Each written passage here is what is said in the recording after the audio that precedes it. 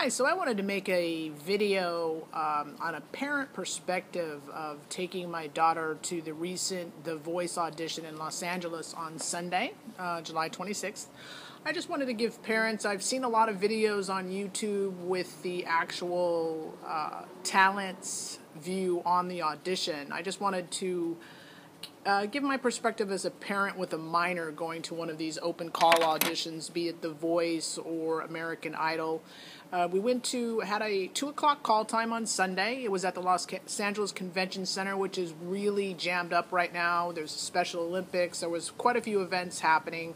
So I prepaid some parking directly across from the convention center. We arrived at 11:30. It was really easy. We walked directly into the convention center. There was nobody, literally nobody there. I was a little surprised. It was the last day of auditions and the last call time for the entire season, so that could be a reason why, but I was very surprised. We literally walked through security. They check your bag. They do a slight, metal detector check for safety. Everyone was extremely professional. They checked our paperwork. I had to bring my daughter's passport because she is a minor. I had to show my driver's license. They put our wristbands on. My daughter had 2 wristbands because she was a minor. I had a wristband to show that I was with my daughter.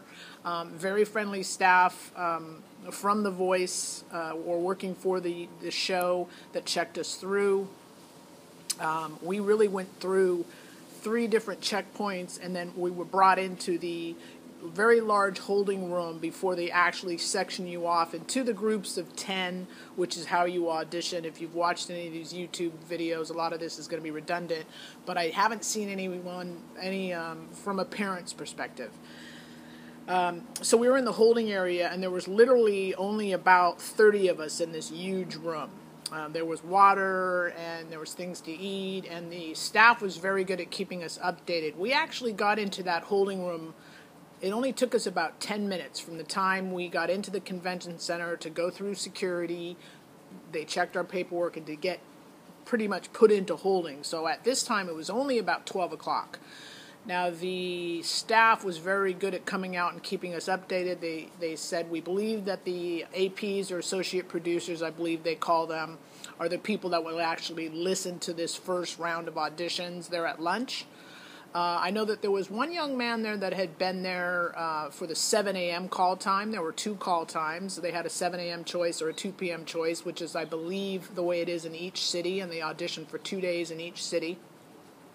He had been there since 7 a.m., and I know that he was chatting with some of the people, and he said as far as what he could tell from the 7 a.m. auditions, there weren't a lot of people that came out with the red card for the callback, which is, of course, to be expected. None of the stuff that I'm talking about was unexpected. Going into these things, my daughter is 17 years old. She's been performing in some capacity literally since she was an infant. We lived in New York City, and I loved to go into the city, and she was a very good traveling baby, and I had sent some pictures out, and she actually was signed with Wilhelmina in New York City as a baby and a young child, and we did some work with her at that time, and really, literally, it really never stopped. The first time that she saw the Rockettes, she's going to be mortified that I'm even making this video. She saw the Rockettes on TV when she was probably, I don't know, not even 2, and that was basically it. I mean, she started kicking like the Rockettes, and that's just her personality. So we continued. She went on a lot of auditions in New York City, cold readings, and I really love to have my children involved in music and performing arts, not for them to become stars, but just for them to understand the process and have a very thorough understanding of rejection. I didn't find that,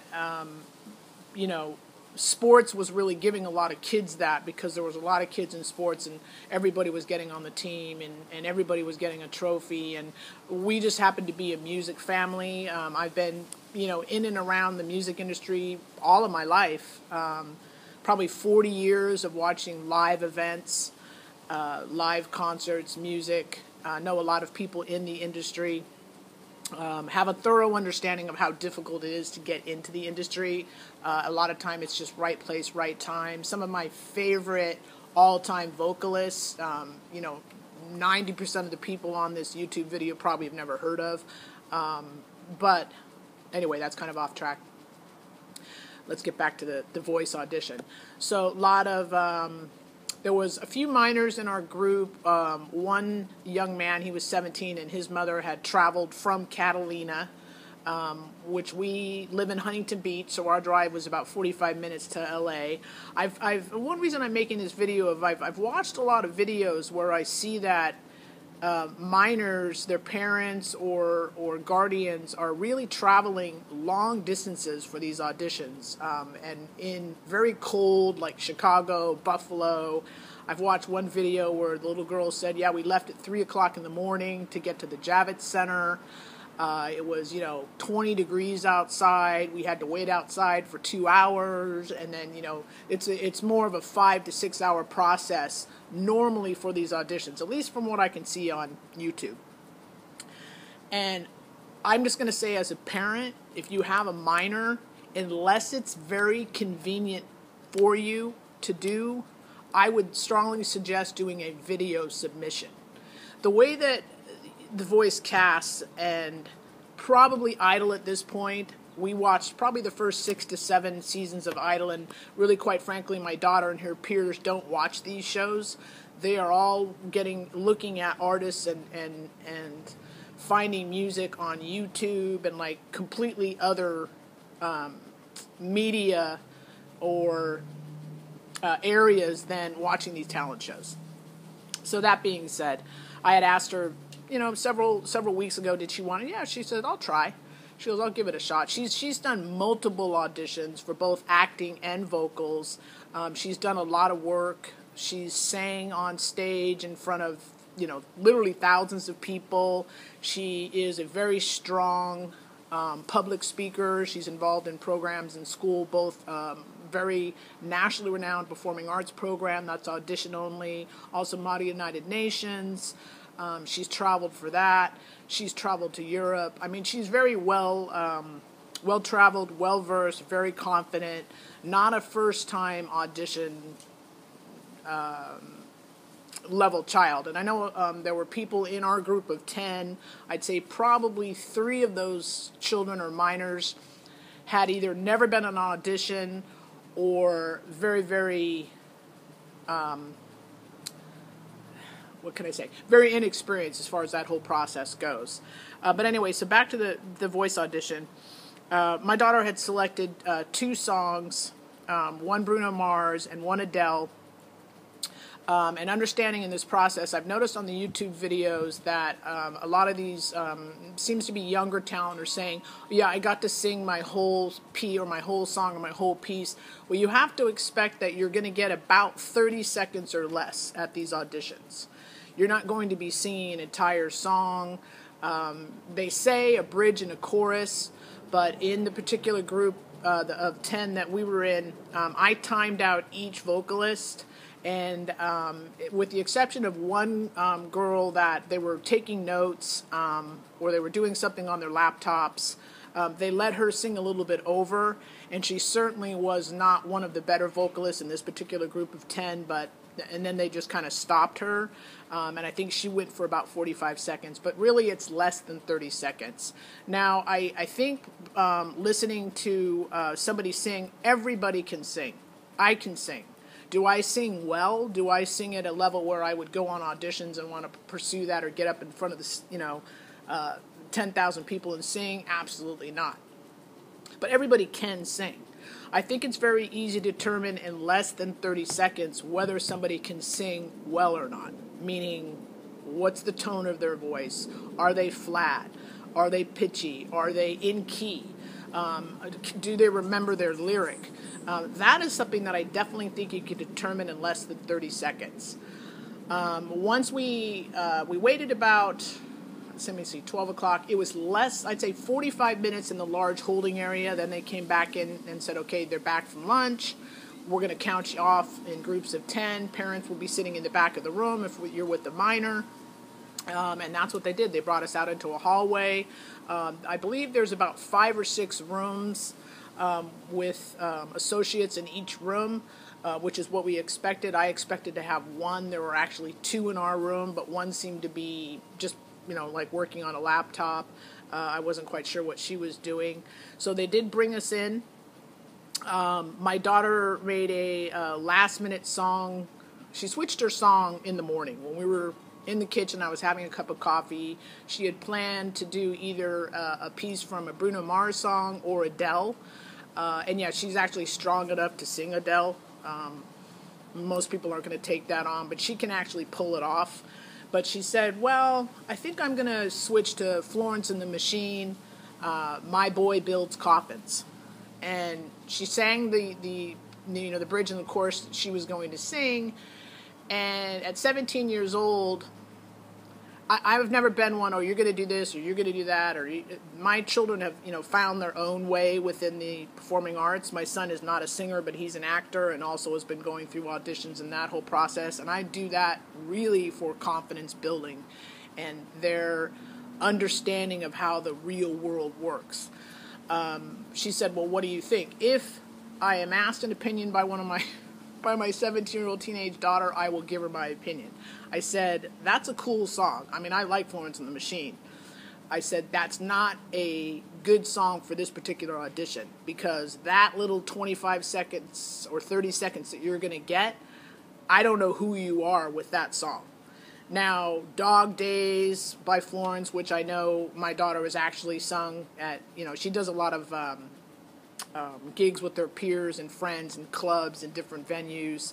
And I've heard her sing that song. I said, if you're going to pick a Florence song, then you've got to pick something from Dog Days because it's a stronger vocal. She goes, well, I'm just going to do this one because, then if they ask me to sing another one, I'll just do the Adele. Or I said, well, they're probably not going to ask you to sing another song. And I said, okay, look. I said, this is your audition. You're going to sing what you want to sing. I'm just going to give you my opinion. My Boy Builds Coffins is not the right song choice for the voice. So anyway, long story short, that is the song she chose to sing. I think she was, they brought them in, sat them down, said, thank you for coming. It takes a lot of, courage to come here, yada, yada, yada. Please don't ask us any questions. Just come up to the line, state the song you're going to sing. You're going to do a bridge and a chorus, and we'll either stop you or, you'll have about 45 seconds.